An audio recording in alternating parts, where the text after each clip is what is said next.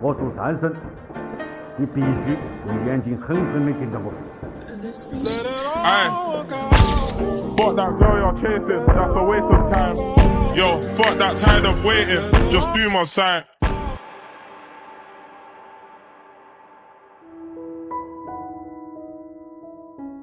Maguan County, sebuah wilayah kecil di Provinsi Yunnan. Nama daerah ini mungkin jarang terdengar.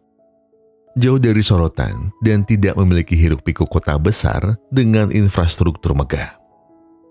Namun justru dari tanah sederhana inilah lahir satu nama yang mungkin asing di telinga dunia, tapi begitu berarti bagi Cina. Dengan bakat dan kerja kerasnya, ia membuat bangsanya angkat kepala, menjadikan Maguan yang kecil tercatat dalam sejarah melalui prestasi seorang juara. Dan yang saya ceritakan hari ini adalah berdasarkan kisah nyata. Penasaran? Jadi begini ceritanya.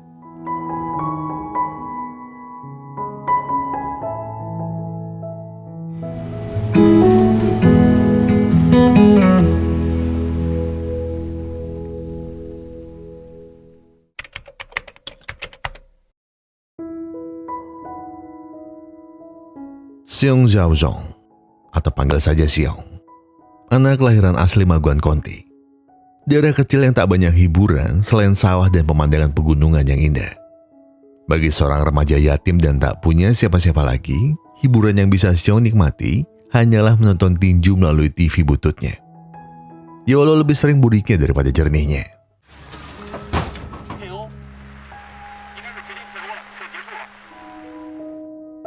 Tahu kalau hidupnya di Maguan County sulit untuk berkembang, Xiong pun memilih untuk pergi ke Kunming, ibu kota provinsi Yunnan.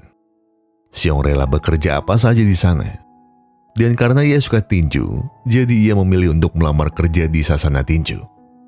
Ya sebenarnya Xiong ingin jadi petinju, tapi ia sadar ia sekarang jauh lebih membutuhkan uang. Dan ia akhirnya memutuskan untuk mau bekerja apa saja agar ia mendapatkan uang. Xiong mencari uang demi bisa membalas budi pada sepupunya yang bernama Haoran. Waktu Xiong kecil, Haoran pernah menyelamatkan Xiong dari kecelakaan. Dan itu membuat tulang kakinya patah. Dan pada akhirnya, hanya bisa mencari uang dengan cara jualan angkringan di tepian sungai Niulan. Xiong pada akhirnya diterima di Wolves Club, sasana tinju yang dipimpin oleh Yao Feng, ayah petinju paling hebat di Wolves Club. Namanya Momo. Saat pertama kali Yao Feng melihat Xiong, tidak ada persepsi lain selain meremehkan. Xiong tak pernah berani untuk melakukan eye contact. Dan baginya, hanya petinju bodoh saja yang tak berani melakukan eye contact. Xiong telan segala hinaan yang masuk ke telinganya. Ia hanya fokus bekerja dan mau melakukan apa saja asal dibayar gajinya. Xiong rela memijat Momo. Bahkan Xiong harus rela setiap hari mendengarkan Yao Feng marah-marah hanya karena petinju di sasananya sudah istirahat sebelum ia menyuruhnya.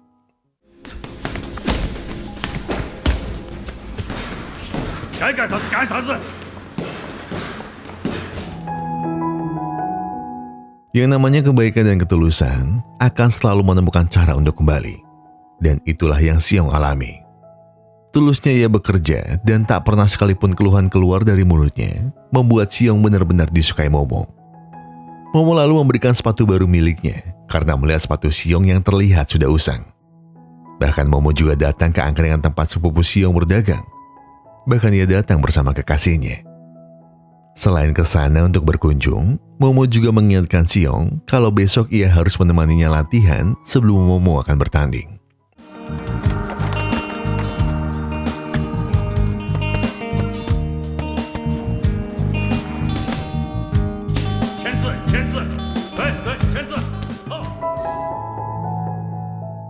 Hari ini Momo akan bermain melawan Yung Hoon Park, petinju terbaik asal Korea yang berhasil menyabet gelar juara di Asia Pasifik. Dengan penuh semangat, Xiong memperhatikan permainan Momo dan Yung, sembari berharap kalau Momo akan memenangkan pertandingannya. Iya, Momo menang, tapi Haoran justru menjatuhkan semangat Xiong yang sedang membara. Di sana kau hanya menjadi samsak bagi Momo. Jadi kenapa kau terlalu semangat dan seolah-olah kau akan diberi kesempatan untuk main nanti? Dalam makan malam perayaan kemenangannya, Momo tak ingin makan jika Xiong belum datang di sana. Di mata Momo, adanya Xiong di dalam sasana membuat kemenangannya terasa jauh lebih bermakna. Namun Yao Feng tak sependapat dengannya. Yao Feng menganggap Xiong bukanlah siapa-siapa. Posturnya kecil dan tekniknya yang pas-pasan membuat Yao Feng tak pernah melihat ada sisi spesial darinya. Yao Feng justru membahas kembali tentang pertandingan kemarin. Memang benar Momo menang. Tapi cara Momo yang meminta ayah sekaligus pelatihnya untuk pergi dan tidak menghargai semua pendapat ayahnya membuat sang ayah sakit hati. Dan jika itu yang Momo inginkan, ayah Momo akan pergi dan takkan mau lagi melatih Momo.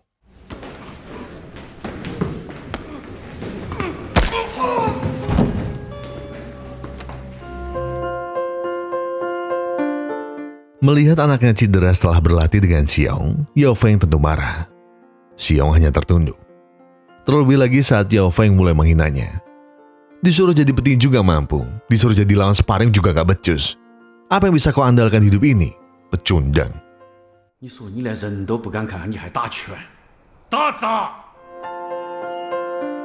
Asisten Yao Feng telah memastikan kalau Momo cedera dan harus segera dibawa ke rumah sakit. Yao Feng kembali melampiaskan amarahnya pada Xiong.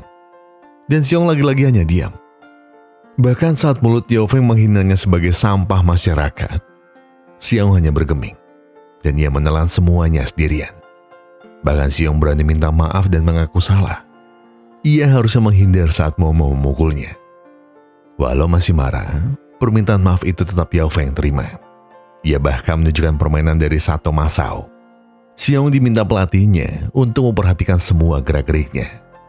Momo akan melakukan rematch dengan Sato Masao. Dan Yao Feng ingin Xiong berlatih seolah-olah dirinya adalah Sato. Jadi Momo bisa belajar banyak darinya selama mereka sparring nanti. Meski kata-kata tajam Yao Feng sering menusuk hatinya, Xiong tetap patuh pada perintahnya. Ia tak pernah berhenti menelaah gaya permainan Sato. Siang maupun malam, tubuh dan jiwanya terus ditempa. Baginya tak masalah jika kesempatan itu belum tiba hari ini. Yang penting, Xiong sudah siap ketika saatnya datang. Dan ia siap membuktikan kemampuan sejatinya pada dunia.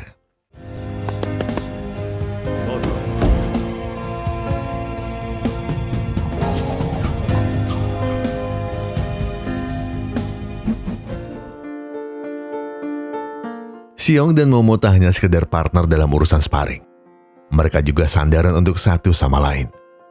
Jika salah satunya merasa goyah, maka yang lainnya akan menopangnya. Bahkan Xiong selalu merasa Momo terlalu keras mendorong dirinya untuk menjadi yang terbaik. Tapi Momo seperti ini justru karena melihat Xiong. Xiong selalu membiarkannya memukul dengan keras. Dan ini memanglah jalan yang Xiong pilih demi uang.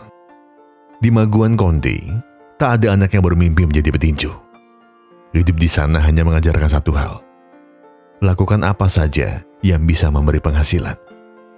Dan ketika Xiong mengaku alasan bertarungnya hanya demi uang, Momo tak pernah menghakimi.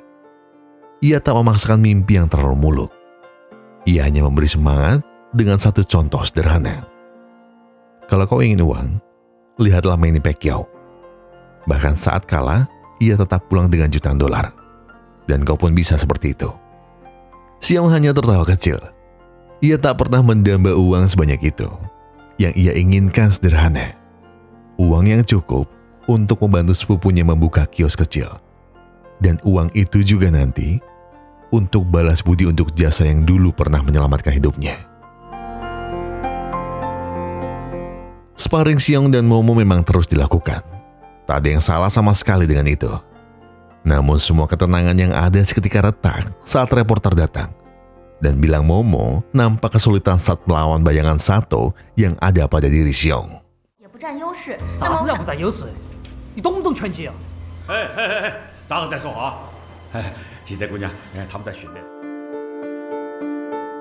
Beruntungnya, sang pelatih segera menengahi keributan yang ada. Tak ada satupun yang ia bela. Yao Feng hanya menekankan kalau di Wolves Club, Yao Feng hanya ingin memiliki petinju yang mempunyai insting rubah dan serigala. Namun saat reporter bertanya mau memiliki insting yang mana, Yao Feng hanya bisa diam. Yao Feng minta Momo untuk bisa menguasai pertandingan saat melawan Sato. Namun Momo minta ayahnya untuk tenang, karena ia yakin kalau dia bisa menang. Yao Feng marah. Pertandingan tak selalu tentang KO dan KO. Dan Momo tetap saja keras pada apa yang ia inginkan. Tak ingin terus-terusan berdebat, Yao Feng lalu mendekat pada Xiong. Ia kembali minta Xiong untuk berani menatap mata orang lain. Dan Xiong masih saja diam. Dan Yao Feng akhirnya mulai memaksanya. 1、2。Xiong kembali berlatih melawan Momo. Di atas kertas jelas Momo mengungguli Xiong dari segi teknik dan pengalaman. Tapi tinju terkadang juga mengandalkan kecepatan dan ketahanan. Dua hal itulah yang akhirnya membuat mata Yao Feng benar-benar terbuka. Ada satu mutiara yang selama ini tak terlihat sinarnya. Xiong benar-benar menunjukkan kecepatannya. Bakat mentahnya lumayan merepotkan Momo. Dan di mata Yao Feng, Xiong seolah menjadi permata yang menunggu giliran untuk bersinar. Singkat cerita, sampailah rombongan Momo di Korea Selatan. Mereka akan menginap terlebih dulu di sana sebelum Momo akan kembali bertanding melawan Sato Masao. Xiong juga bersemangat. Dan untuk pertama kalinya, ia pergi ke Seoul, makan makanan Korea, dan menginap di hotel mewah seperti ini. Namun sayangnya, kebahagiaan itu sirna saat Hauran minta $100.000 Hong Kong. Karena Hauran ingin segera membayar sewa kiosnya yang baru.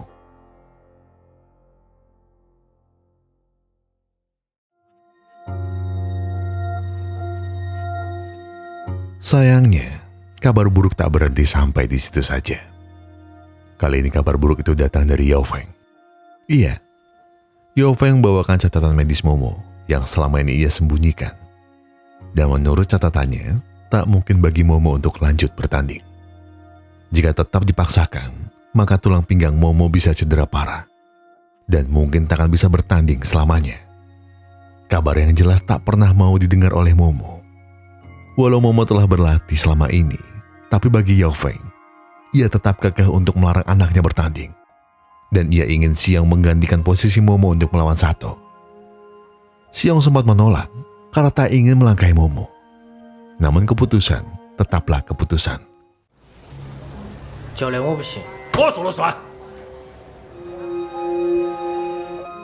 Tibalah hari di mana pertandingan WBF Asia Pacific Championship digelar. Sato Masao, 27 pertandingan, 25 kali menang, dengan 21 kali menang KO. Sang juara akan melawan Xiong Zhaozong, petinju amatir yang baru pertama kali bertanding selama 12 ronde secara profesional. Sebelum naik ke ring, Xiong ingat apa kata Yao Feng. Jika saja ia bisa bertahan selama 12 ronde, maka Xiong akan dibayar sebesar $100.000 Hong Kong, atau sekitar 210 juta rupiah. Tanpa peduli apapun yang terjadi, Xiong akan mengerahkan semua kemampuannya. Demi uang, demi sepupunya, dan demi sedikit mimpinya. Box. 被压开第二的姚默，但是因为他未能通过赛前的健康检查，临时换压在了拳脚，发起了不间断的进攻。熊向忠如果只能这么抱着，姚是2头3连，一个左摆，左通的出拳太有效了。熊向忠向前进攻，熊向忠不行啊，比赛看起来毫无悬念，毕竟佐藤正雄6次卫冕了亚洲的交易拳王。 Pukulan telak Sato Masao membuat wajah Xiong dipenuhi dengan luka dan darah. Namun saat ia akan menyerah, ia teringat pada janji pelatihnya. Jika ia bertahan, maka ia akan mendapat uang.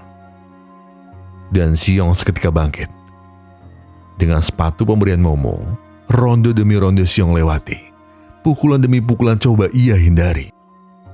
Bukan kemenangan yang ia cari, bukan pula gelar juara yang ia nanti, melainkan sebuah mimpi sederhana, membantu sepupunya dan membalas budi dengan bakat yang ia miliki. Namun ring tak pernah ramah.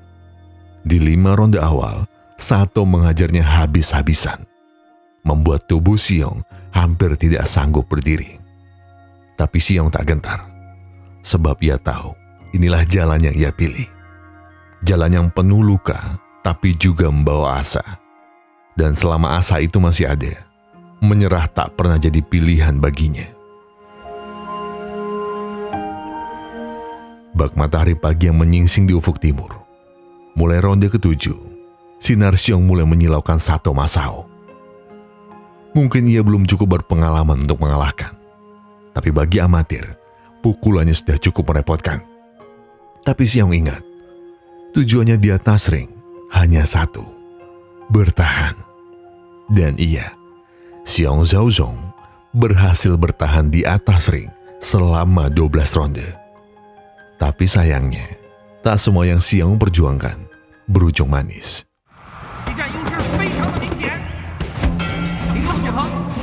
Ladies and gentlemen,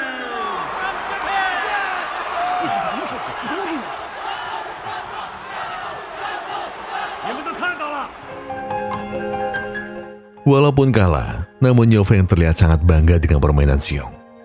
Bahkan ia ingin para media mencatatkan nama Xiong Zhaozong di setiap beritanya. Namun saat Xiong ditagih Yao Feng soal $100.000, ia justru marah, lalu bilang kalau uang itu pasti akan dibayarnya. Kabar buruk juga mendatangi Momo. Pemeriksaan padanya kembali dilakukan, dan kondisi kesehatannya masih belum stabil. Dokter pun menyarankan Momo untuk istirahat dulu, tanpa pernah tahu kapan Momo akan bisa kembali bertanding. Yao Feng hanya bisa diam saja, seolah dia tidak tahu harus bertindak seperti apa.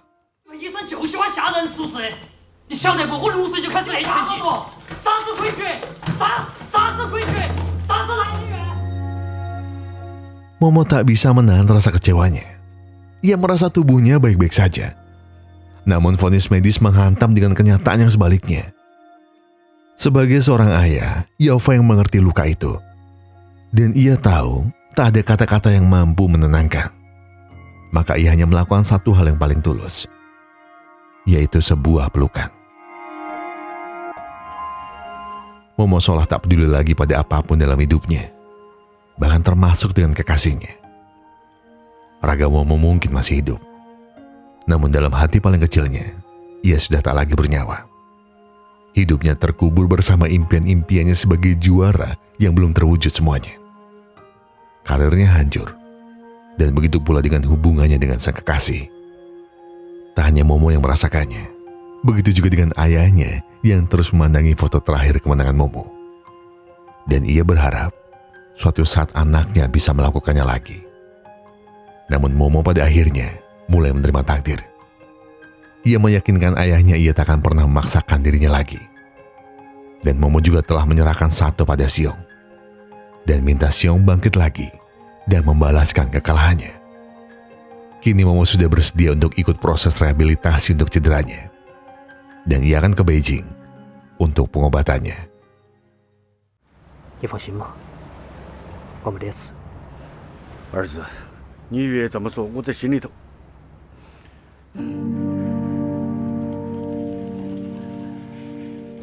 Badai seolah terus menerpa tanpa tahu kapan berhentinya.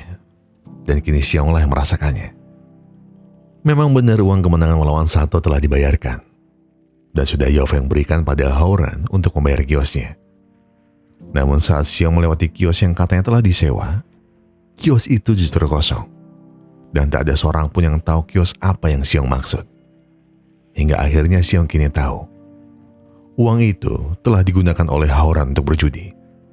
Bahkan ia kini disandra oleh lintah darat karena tak mampu membayar hutangnya yang mencapai $350.000.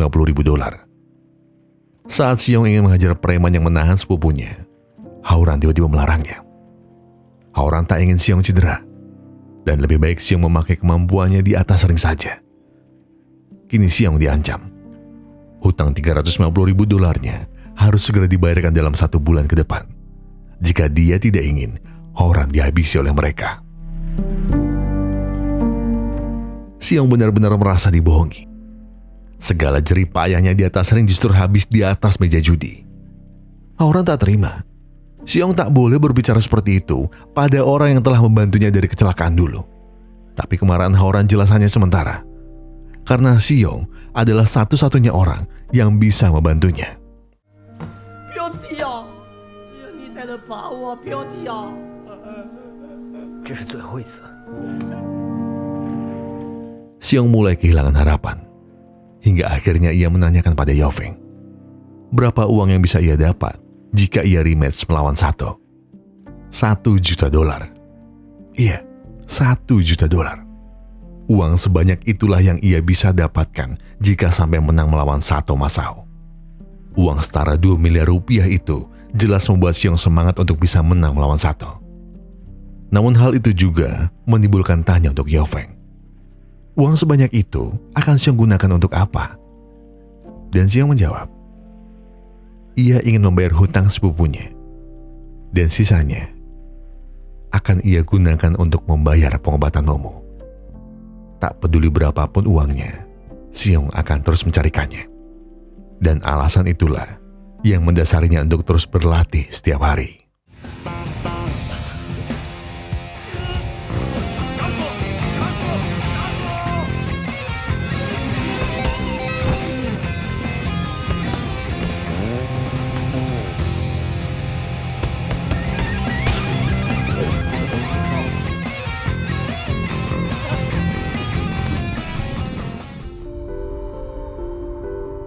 Pertandingan ulang antara Sato Masao melawan Xiong Zhaozong tentu akan berjalan sama dengan pertandingan pertama.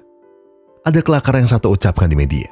Sato tak hanya meremehkan Xiong, tapi ia juga meremehkan semua petinju yang ada di Wolves Club. Dan jelas kelakar itu membuat Momo marah. Dan harapannya hanya satu, ia ingin Xiong menutup semua kelakar Sato di atas ring nanti.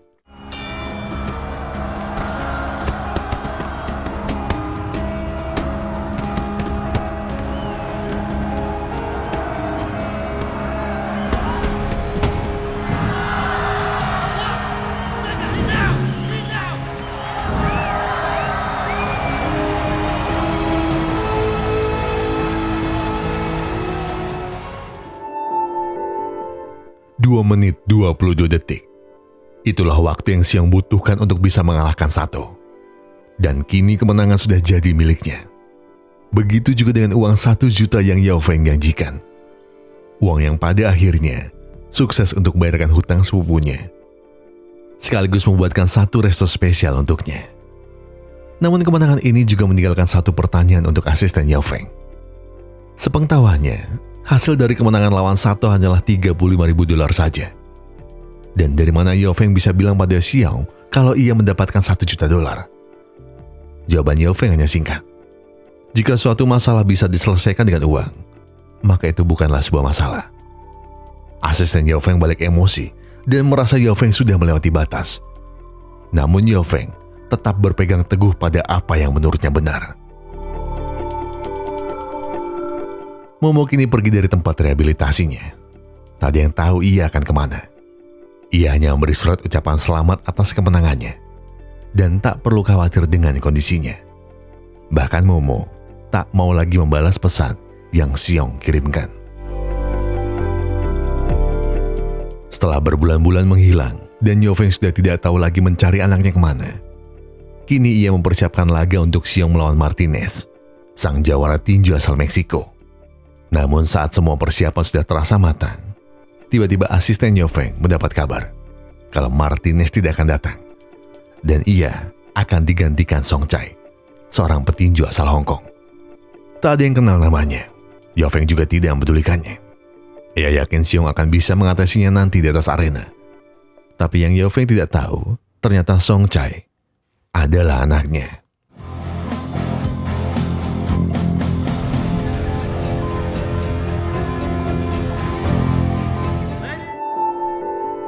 Ternyata Song Chai adalah Momo. Dan kenapa setelah ia pergi ia bisa bertanding lagi? Kenapa catatan medis memperbolehkannya? Iya, Yao Feng lah orang yang mengatur semua kebohongan di baliknya. Momo tak pernah cedera separah itu. Dan catatan medis yang ia berikan memanglah rekayasannya. Momo memang petinju yang hebat. Tapi di matanya, kemampuannya sudah stuck sejak 1,5 tahun yang lalu. Yao Feng butuh petinju yang punya insting serigala dan rubah. Dan Xiong punya kedua insting itu. Saat Yao Feng meminta Xiong menjadi bayangan Sato, di sanalah ia sudah yakin kalau Xiong akan menjadi pengganti Momo. Hati Yao Feng dan asistennya sudah mantap. Dan ia akan menjadikan Xiong Zhaozong menjadi petinju terhebat Tiongkok sepanjang sejarah.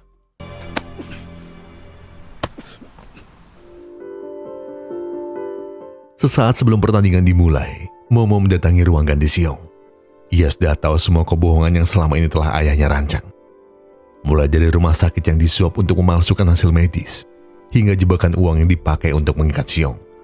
Iya, asalkan Xiong tahu, dirinya dan Momo hanyalah bidak yang dimainkan Yofeng demi memuaskan ambisinya menjadi pelatih tinju terbaik di dunia. Obsesi itu telah melampaui batas, sampai-sampai ia menyeret nama Haoran sebagai umpan, dan membuatnya tampak selalu membutuhkan uang. Padahal Haoran sudah lama meninggalkan judi. Segala ucapan Haoran pada Xiong, larangan-larangan, bahkan saat ketika Xiong dipaksa menahan diri untuk bertarung dengan preman yang menahan Haoran, semuanya hanyalah naskah busuk yang ditulis oleh Yao Feng. Asisten Yao Feng coba membela, kalau semua ini demi kebaikan anaknya. Tapi setelah segala tipu daya itu, pantaskah ia disebut sebagai seorang ayah? Apakah seorang ayah layak jika hanya memaksakan kehendak demi nafsu kejayaannya sendiri?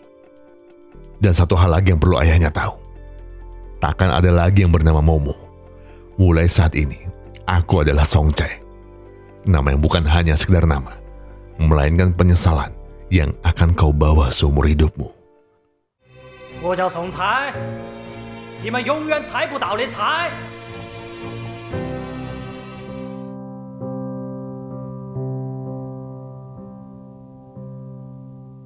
Dan Xiong, dia merasakan kecewa yang sama, dan ia memilih untuk tidak mau bermain.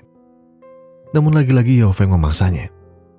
Pukulan Xiong ke arah kaca telah menunjukkan besarnya rasa kecewa di hatinya. Namun pada akhirnya, Xiong tetap naik ke atas ring. Siapapun yang menang hari ini akan melawan Martinez dan memperebutkan gelar sabuk emas juara dunia. Sayangnya Xiong tak naik ke atas ring untuk menang. Apa yang ia lakukan hanya untuk menunjukkan pada Momo kalau dia masih sama. Dia masih lawan sparring Momo. Bahkan dia merasa kalau dirinya masih tetap sebuah samsak, tempat mana Momo berlatih semua pukulan-pukulannya. Tak ada bedanya Xiong dulu dan yang sekarang. Xiong masih sama, dan ia akan rela dipukuli sekeras apapun oleh Momo. Di mata Momo, Xiong adalah saingan yang telah merebut semua posisinya. Tapi di mata Xiong, Momo adalah kakaknya. Kakak yang rela memberikan sepatu baru saat melihat sepatu Xiong telah usang. Kakak yang rela datang ke tempat adiknya bekerja. Bahkan seorang kakak yang selalu mengajarkan hal-hal baik untuknya. Pukulan demi pukulan keras yang Momo hantamkan hari ini tak akan pernah bisa menghapus segala kebaikan yang telah Xiong terima. Xiong masih sama. Ia tak pernah mendamba menjadi seorang juara ataupun menjadi orang kaya. Xiong hanyalah orang yang selalu ingin berbalas budi pada siapapun yang telah baik kepadanya. Dan jika cara yang bisa ia lakukan adalah dengan uang, maka ia akan melakukannya apapun kesulitannya. Dan sepanjang pertandingan, Xiong benar-benar tidak melepaskan pukulan. Bahkan Xiong juga tidak benar-benar bertahan. Ia tahu mimpi Momo adalah meraih gelar sabuk emas. Dan jika caranya adalah dengan menang melawan Xiong, maka Xiong rela melakukannya, walau luka dan darah sebagai bayarannya. Seluruh penonton dan reporter di sana hanya bingung melihat Xiong yang sama sekali tak melakukan perlawanan. Jika di mata orang lain apa yang Xiong lakukan adalah sebuah kesalahan, tapi bagi Xiong, apa yang ia lakukan adalah sebuah balas budi atas semua kebaikan. Fight! Fight! Boss! 向主终于出拳了。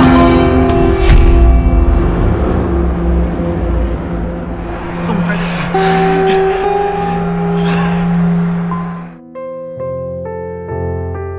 Momo mungkin menang, tapi nanar mata khawatir terpancar jelas darinya. Namun bagi Xiong, tak ada luka yang lebih sakit yang bisa dirasakan selain dibohongi dan dimanfaatkan pelatihnya. Sekalipun Xiong tahu kalau apa yang Yao Feng lakukan adalah melindungi anaknya dari melawan Martinez yang memang terkenal brutal, tapi kebohongan tetap akan selalu menyakitkan. Xiong memutuskan untuk kembali ke Maguan Conti. Lebam, luka, dan perban, hanya itu buah tangannya bisa ia bawa pulang. Setelah berbulan-bulan sejak pertandingannya melawan Momo, kini Momo akan melawan Martinez. Mungkin sekarang jarak mereka telah jauh, tapi dukungan tetap Xiong berikan dengan TV bututnya. Tapi apa yang Yao Feng kira memanglah benar. Martinez benar-benar membabi buta. Pukulan demi pukulannya membuat Momo kesulitan untuk menghindar. Rasa khawatir juga Yao Feng rasakan. Dan ia hanya minta Momo untuk berhenti. Ini terlalu bahaya baginya. Tapi Momo sudah tidak mau lagi mendengarkan ucapan sang ayah. Ayah yang pernah tega membohonginya. Mungkin ayahnya berniat baik, tapi tak ada niat yang baik yang bisa diterima jika kebohongan adalah jalannya. Momo tidak mendengarkannya. Yao Feng diusir dari arena.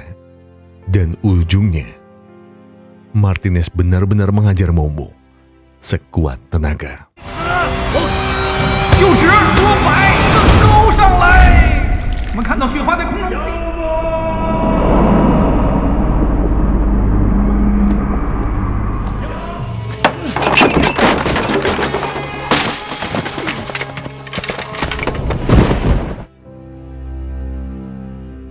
Momo kini harus segera mendapatkan perawatan. Dan mungkin baru kali ini Xiong merasa benar-benar marah. Dan Xiong lalu bangkit. Ia latih dirinya sekuat tenaga dan ia akan segera kembali ke kota. Dan untuk pertama kalinya, ia berlatih bukan sekedar bertahan, bukan sekedar mencari nafkah.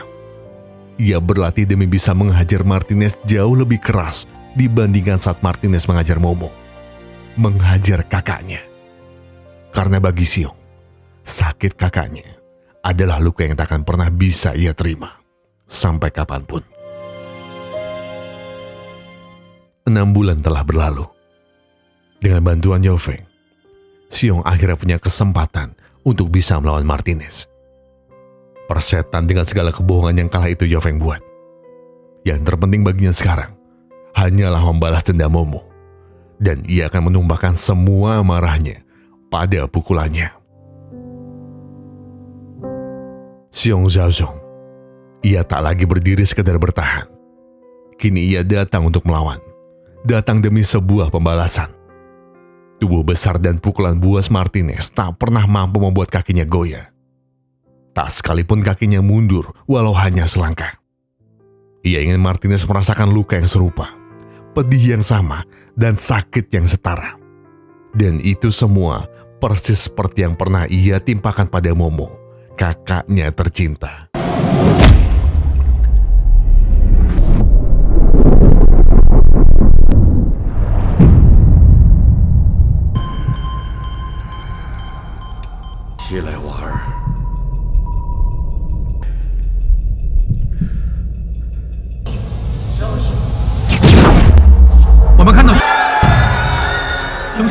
Xiong memang sempat kehilangan kekuatan untuk menahan pukulan. Tapi itu bukan berarti sebuah kekalahan. Xiong kembali bangkit dan terus melepaskan pukulan demi pukulan. Martinez dibuat tak nyaman di atas ring.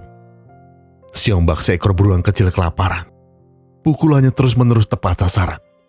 Gabungan kecepatan, teknik, dan dendam yang membakar jiwanya jelas membuat Martinez mulai kewalahan. Hingga akhirnya, satu pukulan telak dari Xiong mengakhiri pertandingan.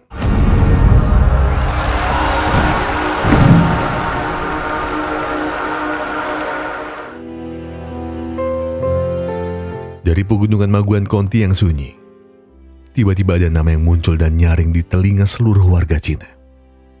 Iya, mungkin yang mereka tahu hanyalah tiba-tiba. Xiong Zhaozong, remaja yang tahu apa arti membalas budi. Saat kehidupan di desanya terasa tenang, ia justru datang ke kota yang dipenuhi tantangan. Telinganya sudah kebal dengan berbagai hinaan dan cacian. Bahkan ia sudah paham sakitnya sebuah kebohongan. Namun tak pernah sekalipun terbesit di benaknya datang ke kota untuk menjadi seorang juara ataupun legenda. Keinginannya hanya satu, uang. Tapi bukan untuk menjadi kaya, tapi demi bisa membalas budi pada sepupu yang telah menyelamatkannya. Dan tanpa sadar, kebaikannya justru membuatnya memiliki satu keluarga baru. Jika sepupunya berkata ia hanyalah samsak manusia, tapi Momo justru hadir bak seorang kakak baginya. Xiong tahu Momo tak pernah membencinya. ataupun jika Momo membencinya, maka Xiong tak akan pernah memiliki perasaan yang sama. Ucapan terima kasih mungkin belum sempat Xiong ucapkan melalui mulutnya. Namun tekad bulatnya melawan Martinez adalah bentuk dari perasaan tak terima, karena Momo telah dilukai dan dicederai. Setelah pertandingan melawan Martinez selesai, Xiong Zhaozong seolah menjelma menjadi sebuah legenda tinju di Cina. Ia jadi petinju pertama dari Cina yang berhasil meraih gelar juara dunia. Julukan si Little Bear kini tersemat di tengah-tengah namanya. Tak ada satupun petinju di Cina yang tidak berkiblat pada determinasi dan kegigihannya. Niat Xiong datang ke kota memang hanya untuk membalas budi. Tapi Tuhan mengangkat derajatnya dan menjadikannya seorang legenda. Tak semua orang punya mimpi yang jadi besar. Beberapa orang memang hidup hanya untuk hari esok, dan kita tak layak menghakimi mereka. Banyak dari mereka yang sudah kerja keras, mati-matian membanting tulang demi menyambung hidup mereka. Namun Tuhan tak pernah salah membagi rezeki. Mungkin mereka tak diberi rumah mewah atau jabatan tinggi, tapi Tuhan memberinya empati dan simpati. Persis seperti Xiong Zhaozong, dia adalah nama yang ada di dunia nyata. Dan dia adalah bukti tak pernah ada perjalanan mudah bagi seorang legenda. Tak pernah terbesit dalam mimpi paling liarnya untuk menjadi juara dunia. Tapi jika sekarang kalian mencari namanya di dunia maya, kalian akan tahu betapa terang prestasinya dan sabuk juaranya. Mulai dari juara dunia WBC di kelas minimum weight, WBA International Minimum Weight, OPBF Minimum Weight Title, dan beberapa gelar minor yang lainnya. Namun, bukan masalah besar atau kecil gelarnya. Ini semua adalah tentang rasa kegigihannya.